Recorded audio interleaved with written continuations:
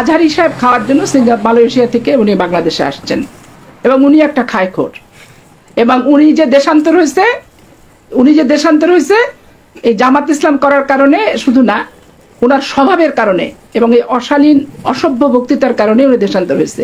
আজহারিকে নিয়ে গত 4-5 বছরে বিএনপির কিন্তু কোনো সমালোচনা ছিল না, বিএনপির পক্ষ থেকে কিন্তু কোনো বাজে মন্তব্য ছিল না, কিন্তু এই 5ই আগস্টের পরে আজহারিকে নিয়ে কিন্তু বিএনপির এখন খুব মাথা ব্যথা। বিএনপি কিন্তু খুব চুলকাচুলকি করে। কেন করে? কারণ হলো যে তাদের দলের লোক এখন চলে আসতেছে, তো যারা আজহারিকে ভালোবাসে তারা কিন্তু আর বিএনপিতে যাইতেছে না।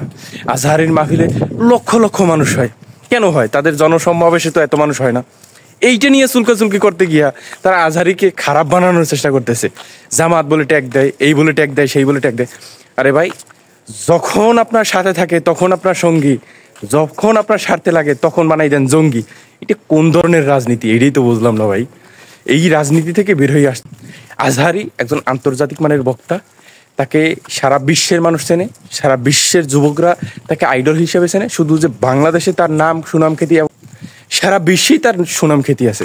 অর্থাৎ তাকে নিয়ে বাজে মন্তব্য করার আগে, তাকে নিয়ে উল্টোপাল্টা কথা বলার আগে 10 বার ভাববেন।